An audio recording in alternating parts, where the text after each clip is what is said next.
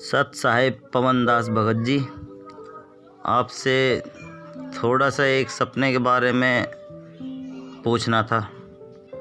आज मुझको एक सपने में गुरुजी दिखाई दिए हैं, बिल्कुल साक्षात मेरे सामने। तो मैंने उनके चरण छू के अपना माथा टेका है उनके चरणों में, और उसके बाद में मैंने प्रणाम करा है, जयकारा लगाया है, बंदी छोड़ सतगुरु रामपाल जी महाराज की जय हो। उसके बाद में पवन दास जी, आप भी भगत जी वहीं पे अपनी छोटी सी संगत में बैठे हो, सफ़ेद कुर्ता पजामा पहना हुआ है आपने, और गुरुजी ने भी सफ़ेद पजामा कुर्ता पहना हुआ है। और उसके बाद में गुरुजी ने से मैंने कहा कि गुरुजी ये भी आपका बहुत सच्चा भगत है पवन दास जी। तो गुरुजी जवाब देते हैं कि हाँ, ये मेरा बहुत अच्छा भगत है और आगे के लिए बहुत अच्छा भगत रहेगा मेरा ये। और ये सब भगत भाइयों को साथ लेके चल रहा है और सभी पवन दास भाई के साथ में चल रहे हैं सभी। तो गुरुजी यही बात कह रहे हैं कि इसको पहले कुछ नहीं पता था, अब इसको हर चीज़ के बारे में पता लग गया है। तो उसमें मैं भी कह रहा हूँ कि हाँ भगत जी, इन्होंने सभी भगत भाइयों की आंखें खोली हैं। जो भी गलतियां करते थे उनके बारे में बताया है भगत जी ने इन्होंने। उसके बाद में जो है मैंने एक जयकारा लगाया है, बंदी छोड़ कबीर साहिब की जय। तो उसमें सभी भाई भगत भाई बोल रहे हैं जय। और उसके बाद में मैंने गुरुजी से कही कि गुरुजी मैं अपने भाई के लिए एक जयकारा लगा सकता हूं। तो गुरुजी ने बोले हाँ हाँ, भाई भाइयों के लिए भी जयकारा लगा सकते हो। तो मैंने कहा है पवन दास भगत जी की जय हो। तो सभी ने जय करी है। गुरुजी प्रसन्न दिख रहे थे आपको देख के। उसके बाद में मैं आपसे गले भी मिला हूँ, आप बैठे हुए थे, बैठे बैठे मैं गले मिला हूँ आपके। उसके बाद में मैंने अपनी गलती की क्षमा मांगी, क्योंकि मैं नादान, मेरे को कुछ नहीं पता था इसके बारे में, भक्ति के बारे में। और ना ही मैं कोई ज़्यादा ये लॉकडाउन में मैंने सत्संग सुने थे बस गुरुजी के। उसके बाद में काम करने लग गया, ऑटो चलाता हूँ मैं।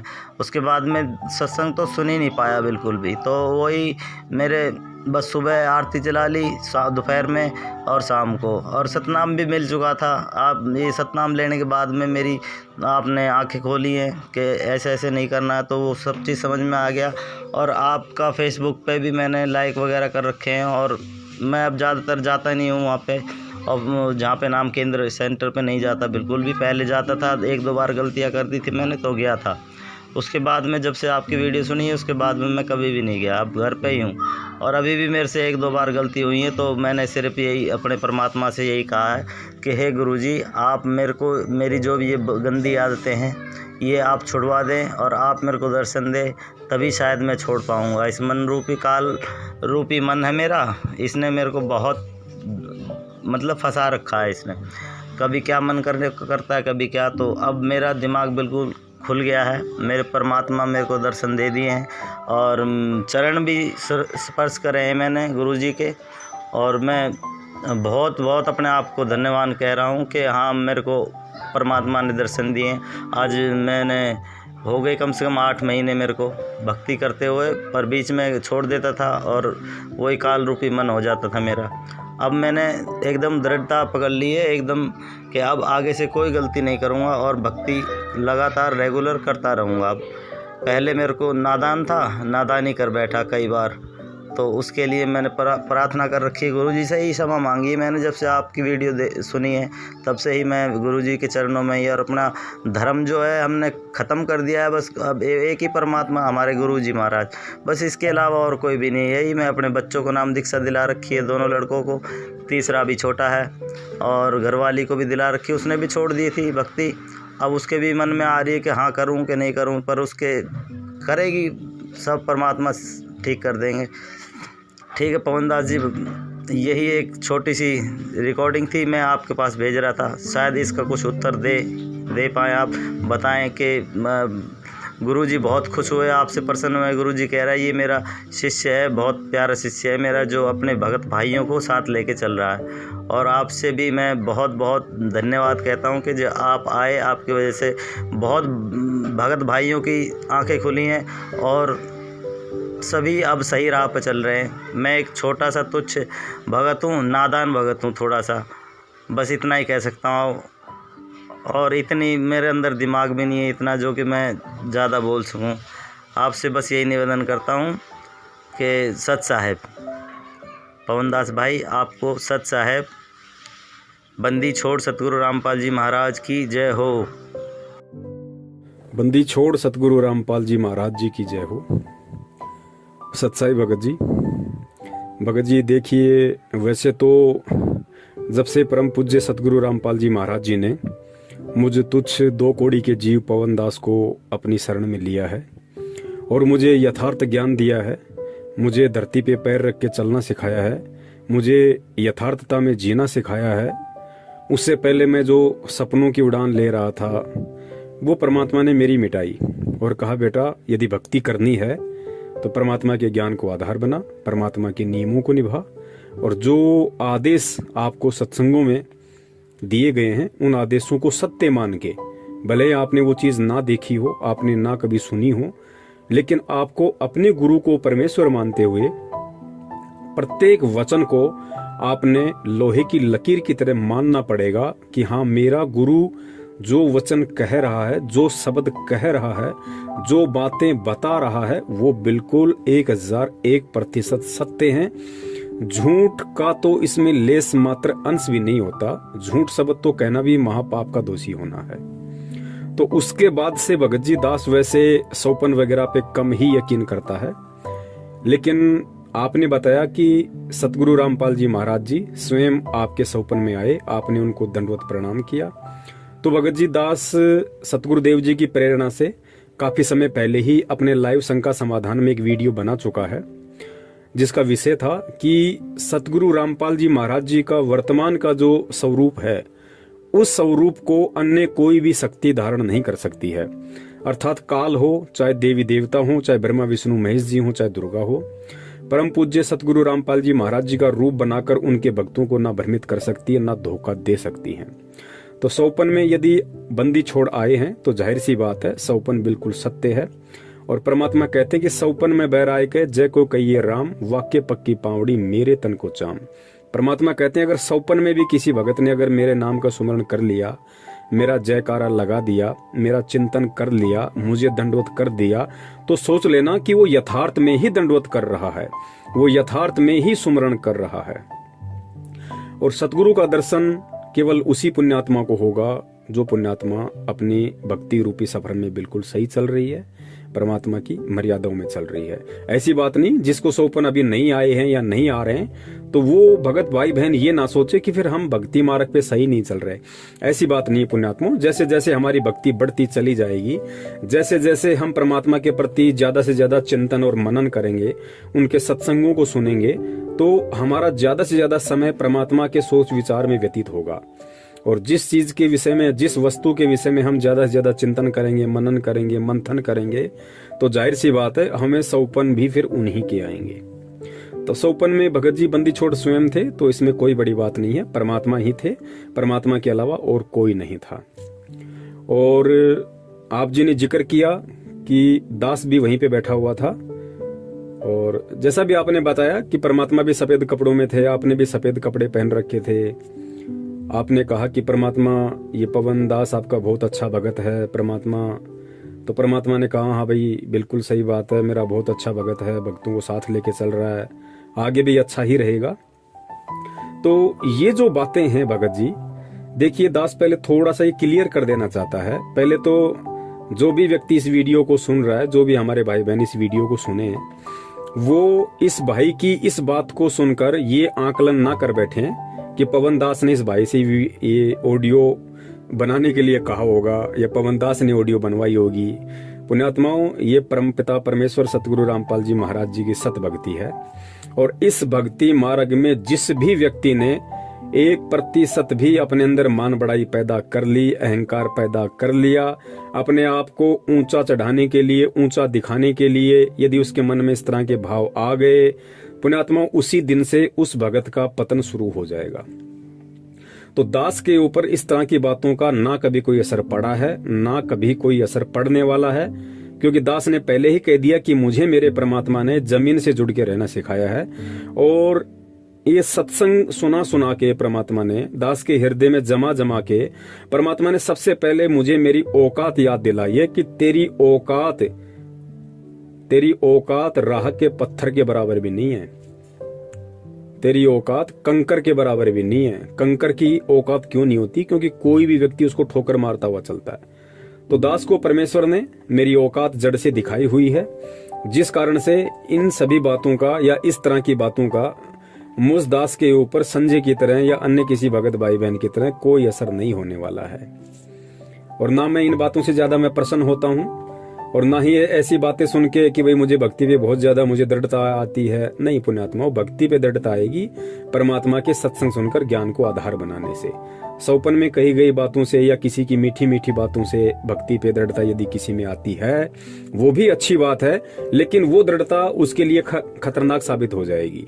और जो सत्संग सुन के ज्ञान आधार से अपने आप को मरा हुआ समझ के जो इस भक्ति मार्ग पे दृढ़ता लाएगा, वही इस भक्ति मार्ग पे अंततः परमात्मा की उंगली पकड़ के चल पाएगा, अन्यथा संभव नहीं है। पुण्यात्मो, दास में इसका जरा सा भी श्रेय नहीं है।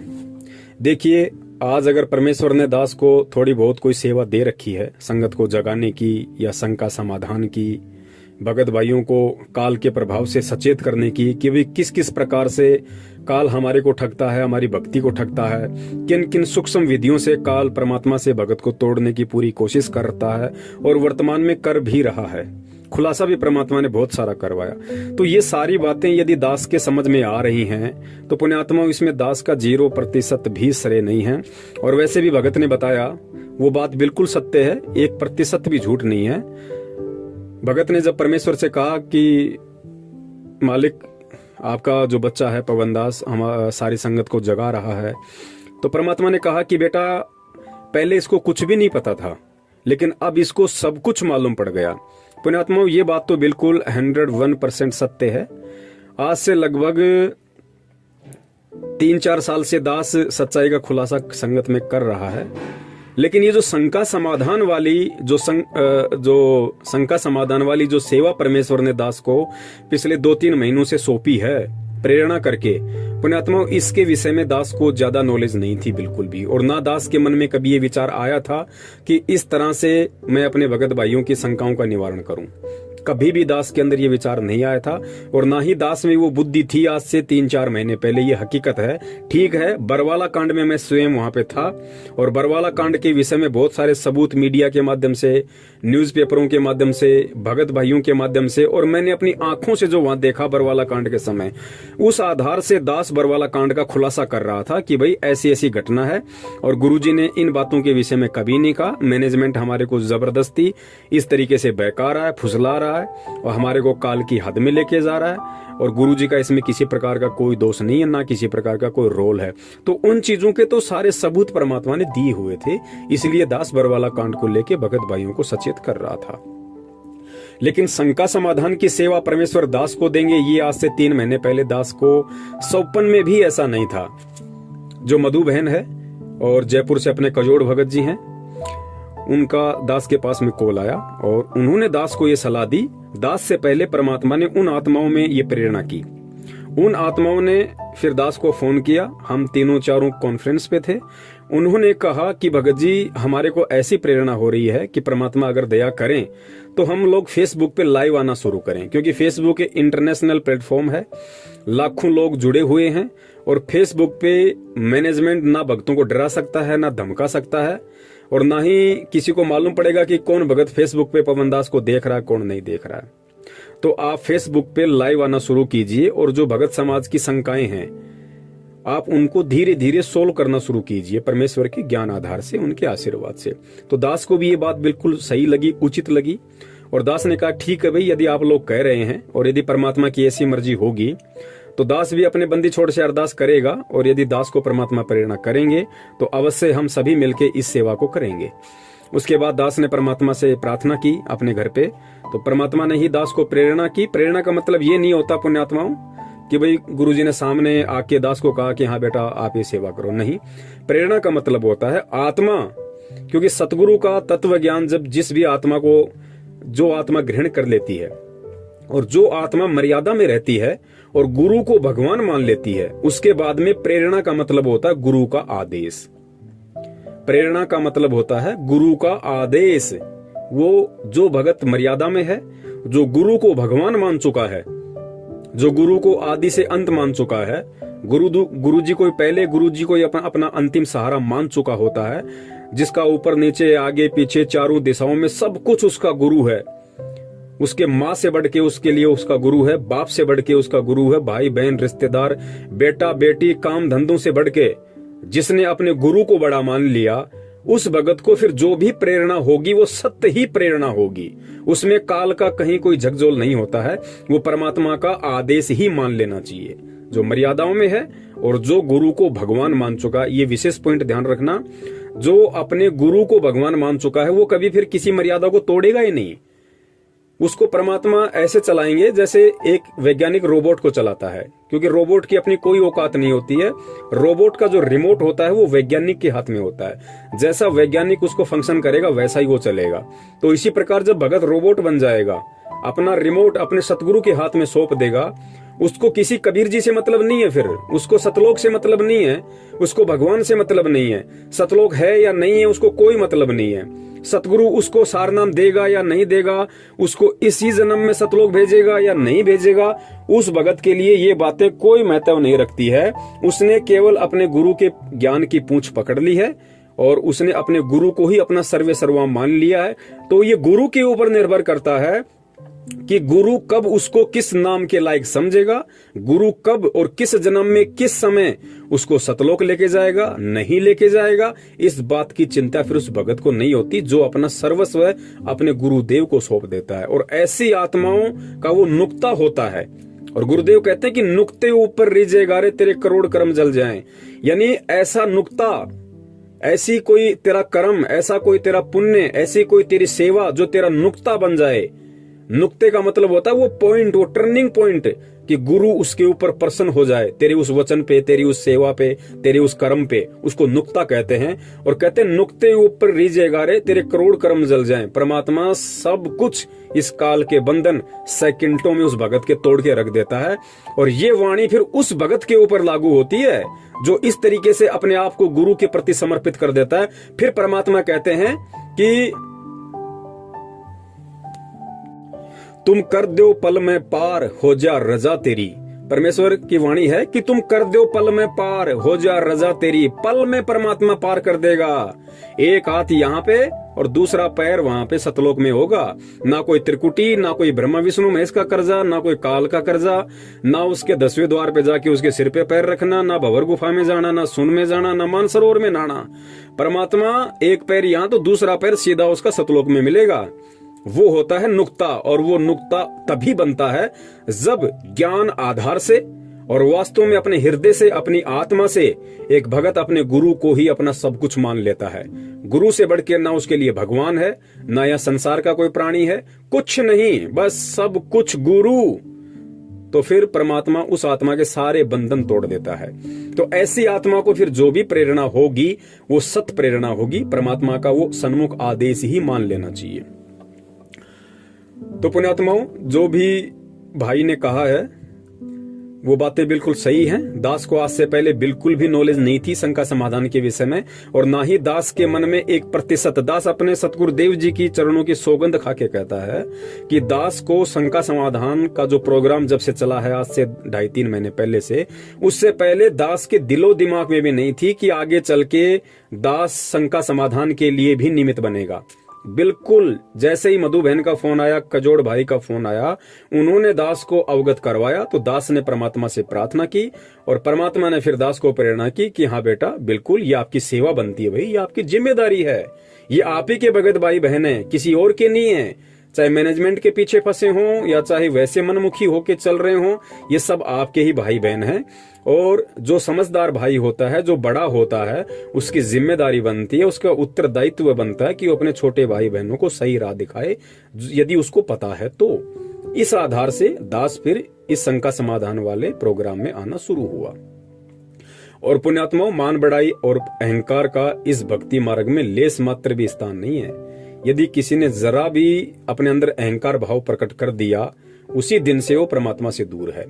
और दास बार बार कहता है कि जैसे बहुत सारे भगत भाई कहते हैं कि पवन भगत जी, आप पे तो परमात्मा की विशेष दया है, आप परमात्मा की विशेष पुण्य आत्मा हो। ठीक है, उस भगत भाई के ऐसे विचार हो सकते हैं, ऐसे विचार आने में कोई दोष नहीं है। क्योंकि पुण्यात्माओं, सबसे पहले तो हमने एक पॉइंट को क्लियर कर लेना चाहिए। जिस भी आत्मा ने सतगुरु रामपाल जी महाराज जी से नाम दीक्षा ले ली, और जो व्यक्ति 1 साल भी इस भक्ति मार्ग पे टिक गया, इस भक्ति मार्ग पे परमात्मा की भक्ति करते करते, सत्संग सुनते सुनते जिसको 1 वर्ष हो गया हो, उसके हृदय में यहाँ का ना कोई व्यक्ति गुरु का स्थान ले सकता, ना ब्रह्मा विष्णु महेश जी गुरु का स्थान ले सकते, ना काल ले सकता, ना दुर्गा ले सकती। कोई भी व्यक्ति उस भगत के हृदय में एज ए परमात्मा, एज ए गुरु प्रविष्ट नहीं हो सकता, समा नहीं सकता। चाहे वो अपनी किसी गलती से या चाहे अपने किसी माड़े कर्म से, चाहे वो भक्ति छोड़ दे, चाहे वो दूसरे पंथ में जाके अपना कोई नया गुरु बना लिया हो, लेकिन फिर भी वो परमात्मा का तत्व ज्ञान उसके अंदर, वो लहरें हमेशा हिलोरे मारती रहेंगी, उसको ढंग से जीने नहीं देंगी, उसको वो संतुष्टि, वो आत्म संतोष उसको इस दुनिया में कहीं नहीं मिलेगा। भले ही उसने शंकराचार्य को अपना गुरु बना लिया हो, संत रामपाल जी महाराज जी की भक्ति छोड़ के, लेकिन वो चीजें हमेशा उसके अंदर कांटे की तरह चुभती रहेंगी कि भाई बंदी छोड़ तो एक ही है दुनिया में।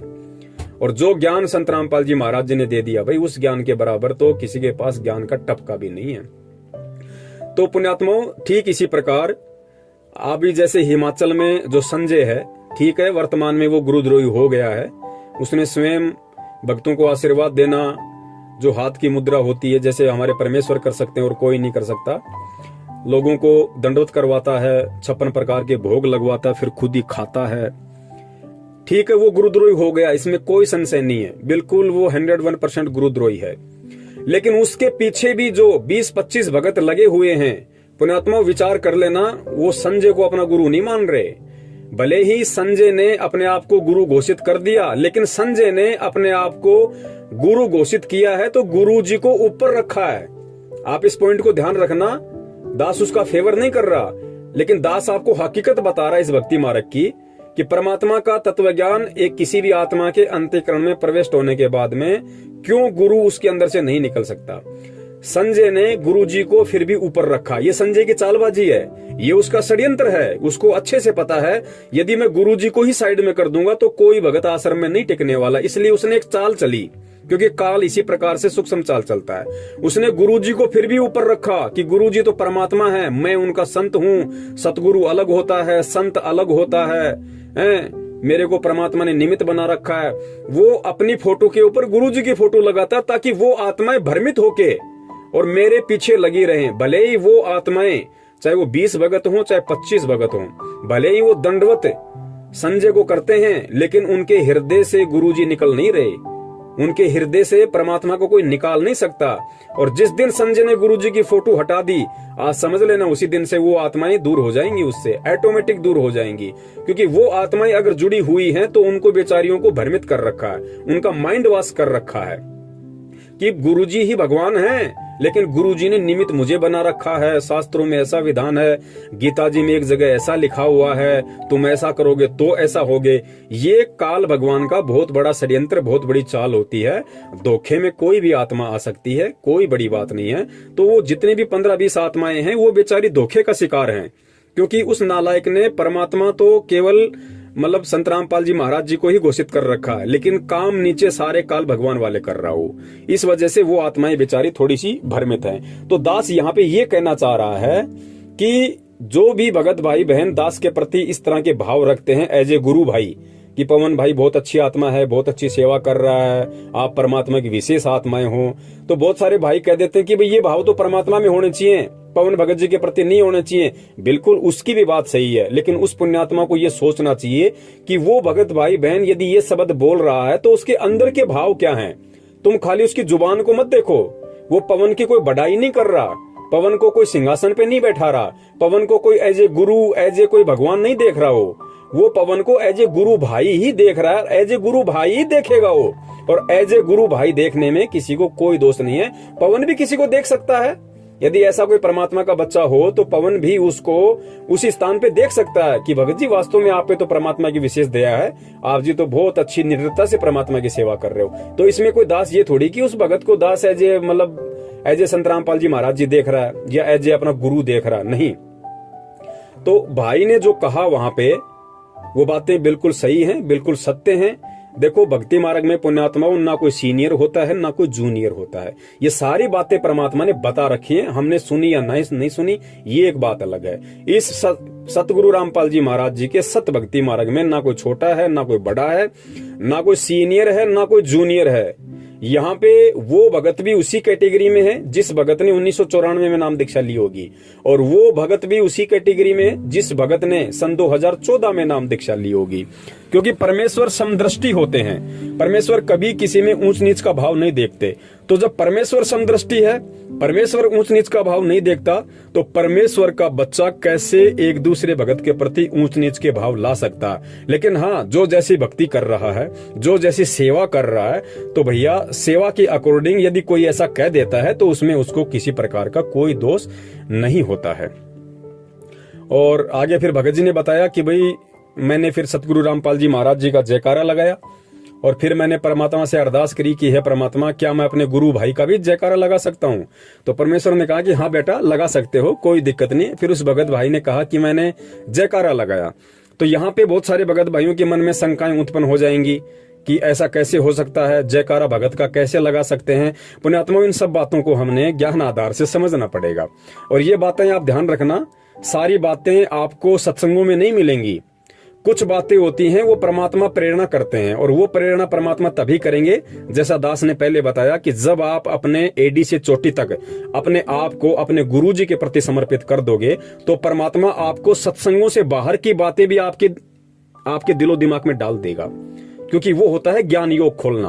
परमात्मा फिर उस आत्मा का धीरे धीरे ज्ञान योग खोलने लग जाता है। वो भगत चाहे 2 घंटे बोलता रहे, वो बोलता रहेगा, उसने कोई कहीं पढ़ा नहीं, उसने कहीं कुछ देखा नहीं, वो कॉपी पेन लिख के नहीं बैठा हुआ। परमात्मा आगे से आगे पॉइंट उसकी नजरों के सामने लाते रहते हैं, उसके दिमाग में वो बातें आती रहती हैं, और बात आगे से आगे परमात्मा के ज्ञान आधार से बढ़ती रहती है। उसको कहते हैं ज्ञान योग।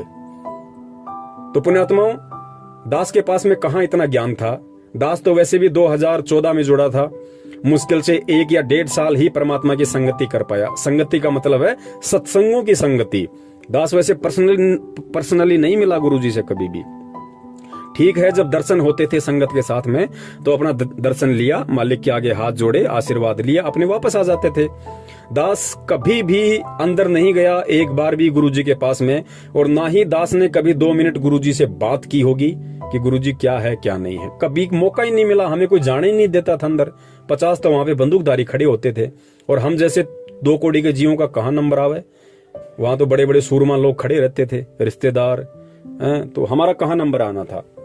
तो दास ने तो मुश्किल से 1.5 वर्ष ही परमात्मा की सही से संगति की है, और बाकी तो सत्संगों की संगति परमात्मा ने करवाई। उसके बाद फिर बरवाला कांड हो गया। अब दास से पहले तो वो लोग जुड़े हुए हैं, 1994 से लोग जुड़े हुए हैं। अब उन पे वो दया नहीं हो पाई जो दया दास ने इस 2 कौड़ी के पवनदास पे कर दी। तो इसमें पवनदास का क्या श्रेय भाई? मैं तो वर्तमान में ऐसी कोई भक्ति भी नहीं है मेरी। तो ये पुण्यात्मा होता क्या है कि पिछले जन्म जन्मांतरों के सुकर्म होते हैं, ये पुण्य कर्म होते हैं। भक्ति कर्म से ही ज्ञान योग खुलेगा। आपने दान चाहे कितना कर रखा है, दान ज्यादा करने से ज्ञान योग नहीं खुलता, भक्ति ज्यादा करने से ज्ञान योग खुलता है। परमात्मा की मर्यादाओं में ज्यादा रहने से ज्ञान योग खुलता है, ज्ञान को आधार बनाने से ज्ञान योग खुलता है। तो दास के पिछले जन्म के ऐसे कोई भक्ति कर्म होंगे, वो बंदी छोड़ी जाने, उस आधार से परमात्मा ने या फिर वर्तमान के परमात्मा ने दास के अंदर कुछ भाव पैदा किए। देखो, भाव भी परमात्मा ही पैदा करता है। हमारी औकात नहीं कि हम परमात्मा के प्रति भाव पैदा कर लें, हम परमात्मा को परमात्मा मान लें, या हम जैसे गुरु को भगवान मान लें। ये आप और हमारी औकात नहीं है। परमात्मा ही सारे नुक्ते बनाता है, परमात्मा ही अंदर प्रेरणा करता है, फिर परमात्मा ही भगत के अंदर वो बातें डालता है, फिर भगत के अंदर वो भाव पैदा होते हैं, फिर वो सारी चीजें बनती हैं। तो परमात्मा ही सब कुछ करता है। है और मालिक की वाणी भी है कि करे करावे साइयां और मन में लहर उठावे, दादू सिर दर्जीव कर आप बगल हो जावे। तो पुण्यात्माओं, शंका समाधान के माध्यम से जो भी कुछ हो रहा है ये परमात्मा ही सब कुछ दास को निमित्त बना के करवा रहे हैं। दास का इसमें किसी प्रकार का कोई रोल, कोई श्रेय नहीं है। यदि लाखों की संगत में से परमात्मा ने एक पवन दास को चुना है तो पुण्यात्माओं, इसमें पवन दास का कोई श्रेय नहीं है, ना पवन दास कोई विशेष है। पवन दास से पहले तो बहुत बड़े बड़े सारनामी लोग बैठे हुए हैं जो अपने आप को बहुत बड़े बड़े भगत मानते हैं, बड़ी बड़ी पोस्ट पे हैं, बड़े बड़े वर्ल्ड कोऑर्डिनेटर बने हुए हैं, स्टेट कोऑर्डिनेटर बने हुए हैं, दो स्टेट के कोऑर्डिनेटर बने हुए हैं। कुरुक्षेत्र से हमारे पुरुषोत्तम दास भाई जी। तो पुण्यात्माओं, इसमें दास का कोई रोल नहीं है किसी भी प्रकार का। और रही बात जयकारे की, तो जयकारे का मतलब क्या होता है पुण्यात्माओं? देखो, जयकारा लगाने के बाद में परमात्मा प्रसन्न हुए, इसका मतलब है कि वो चीज गलत नहीं थी। अब वो गलत क्यों नहीं थी, इसको हमने ज्ञान आधार से समझना पड़ेगा। पुण्यात्माओं, भगवान के बाद जगत में यदि किसी की कीर्ति हुई है, यदि किसी की कीर्ति होती है तो केवल भगत की होती है। तीसरे व्यक्ति की यहाँ कभी कीर्ति नहीं हुई, क्योंकि संसार का मूल आधार है भक्ति और भक्ति का मुख्य है भगवान और भगवान के पीछे चलता है भगत। तो सबसे पहले यहाँ पे भगवान की कीर्ति होती है, भगवान की महिमा होती है और भगवान से प्राप्त उपदेश, भगवान से प्राप्त ज्ञान और वो भक्ति करके फिर यदि किसी की कीर्ति हुई है, किसी का यश हुआ है, दुनिया ने यदि किसी का जयकारा लगाया है तो केवल भगत का लगाया। फिर मीराबाई के लोगों ने जयकारे लगाए, धना भगत के जयकारे लगाए, नानक जी के जयकारे लगाए, आज भी लग रहे हैं उन पुण्यात्माओं के।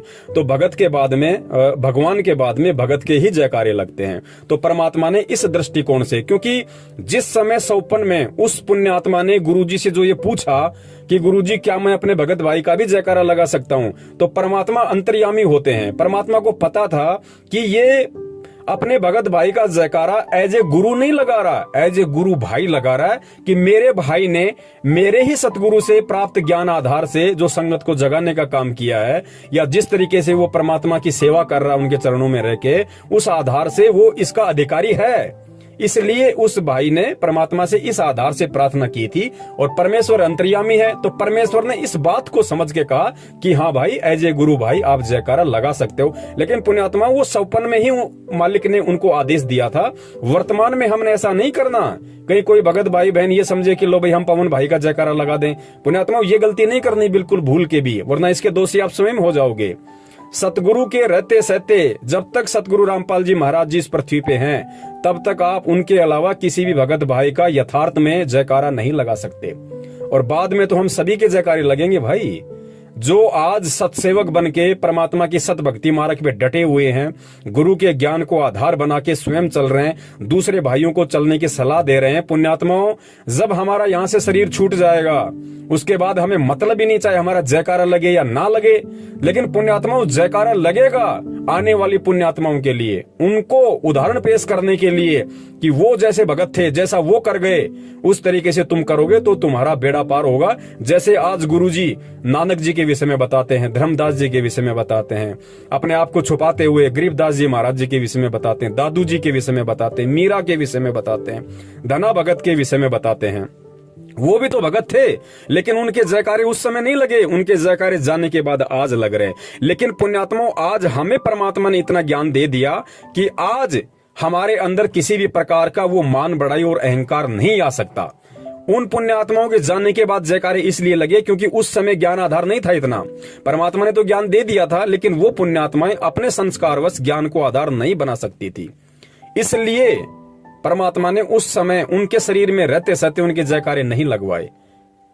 अगर उस समय उनके जयकारे लग जाते तो उस समय ज्ञान पुण्यात्माओं वो संपूर्ण परमात्मा ने मूल ज्ञान नहीं दिया था जो आज 1994 से दे रहे हैं। तो उनके अंदर कहीं न कहीं वो मान बढ़ाई आ सकती थी, कहीं न कहीं अहंकार भाव जागृत हो सकता था। लेकिन आज परमेश्वर ने पूरा पिटारा खोल दिया अपने तत्व ज्ञान का, संपूर्ण खुलासा कर दिया अपने मूल ज्ञान का। आज भी वैसे तो दास कह नहीं सकता, अगर कोई 1% अगर बड़ी मुश्किल से कोई हुआ ऐसा भगत भाई बहन जिसके मन में इस तरह का दोष आ जाए तो बात अलग है, अन्यथा 99% भगत भाई बहनों के जो परमेश्वर सतगुरु रामपाल जी महाराज जी की शरण में हैं, उनके अंदर किसी भी प्रकार की मान बढ़ाई और अहंकार घर नहीं कर सकता। अब आप कहेंगे कि संजय के अंदर ऐसा क्यों हुआ? भैया, संजय को पहले से ही काल ने भेजा हुआ था। संजय को जब इस पृथ्वी पे जन्म मिला तो उसको जन्म दिया काल ने। ध्यान रखना इस बात को, उसको काल ने अपना दूत बना के यहाँ पे भेजा हुआ था। जो आज वो कर्म कर रहा है उस हिसाब से दास बता रहा है। अब आप कहेंगे भगत जी काल का दूत कैसे हुआ, वो तो परमात्मा से नाम लिया, परमात्मा की भक्ति कर रहा था, बरवाला कांड की सच्चाई भी बता रहा था। भाई जब इस चीज को हमने ज्ञान से समझना पड़ेगा। कमाल को परमात्मा ने काल का विशेष दूत बताया था कि काल ने उसको विशेष रूप से इस भक्ति मार्ग को अवरुद्ध करने के लिए भेजा था। अब काल ने भी तो गुरुजी का नाम लिया था, उसने कमाल ने भी तो गुरुजी का नाम लिया था, कमाल भी तो भक्ति कर रहा था, कमाल भी तो गुरुजी का प्रचार कर रहा था। फिर आगे चल के वो काल का दूत कैसे बन गया, स्वयं गुरु बन के कैसे बैठ गए भैया। तो पुण्यात्माओं, ये समय आने पे काल के दूत अपना रंग दिखा देते हैं। जिस सेवा के लिए काल ने उनको भेजा है वो सेवा वो अपनी अवश्य करते हैं। तो काल जो संजय था वो शुरू से ही काल का दूत था, और आप और हमारा सौभाग्य जो परमात्मा ने हमें बचाया, उसके साथ रहते सहते भी परमात्मा ने बचाया। पुण्यात्मा, उसने दास को बहुत भरमाने की कोशिश की, बहुत भटकाने की कोशिश की कि तू सर्वानंद की आत्मा है, तू ऐसा है, तू वैसा है। लेकिन दास के ऊपर 1% भी इस बात का असर नहीं हुआ कि मैं सर्वानंद की आत्मा हूं तो मैं बहुत बड़ी आत्मा हूं। दास हमेशा ये सोचता था कि यदि मैं सर्वानंद की आत्मा हूं भी तो मेरे से बड़ा नीच, मेरे से बड़ा दुष्ट कोई नहीं होगा जो मैं उस समय परमात्मा को चूक गया। और यदि मैं सर्वानंद की आत्मा हूं तो मुझे अपनी उन गलतियों पर ध्यान देना चाहिए, मुझे अपनी उन कमजोरियों पर ध्यान देना चाहिए जिन कमजोरियों के चलते मैं 650 साल पहले पार नहीं हो पाया।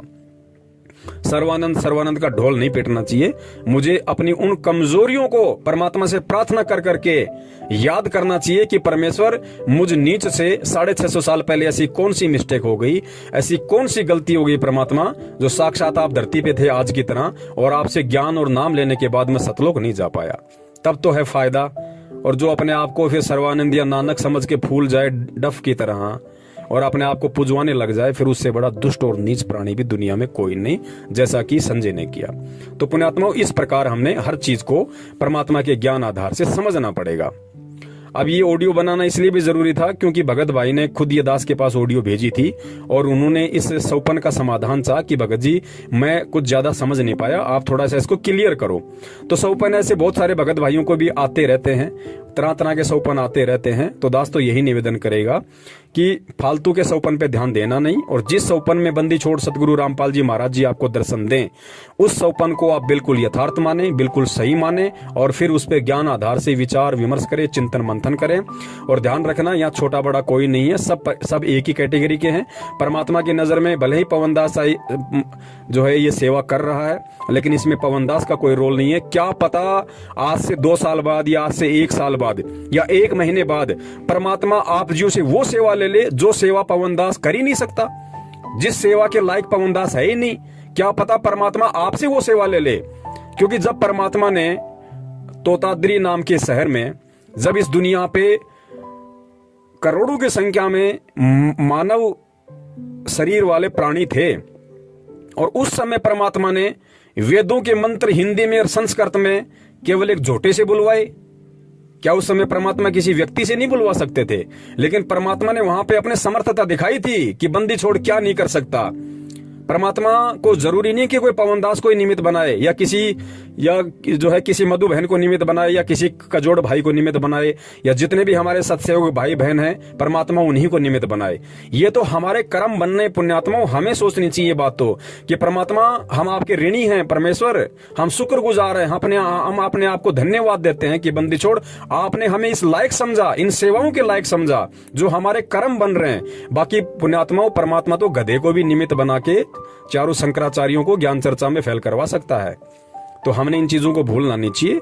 तो यहाँ पे ना कोई पवन बड़ा है, ना कोई दूसरा भाई छोटा है, ना पवन सीनियर है, ना दूसरा भाई जूनियर है। ये परमात्मा का भक्ति मार्ग है, और ऐसे भाव किसी के अंदर आने भी नहीं चाहिए। इतना ज्ञान लेने के बाद में सेवा परमात्मा ने दे रखी है, उसके संस्कार के हिसाब से दे रखी है। इसमें उस भगत का कोई रोल नहीं है कि सोचे कि भाई इस भगत ने ये कर लिया।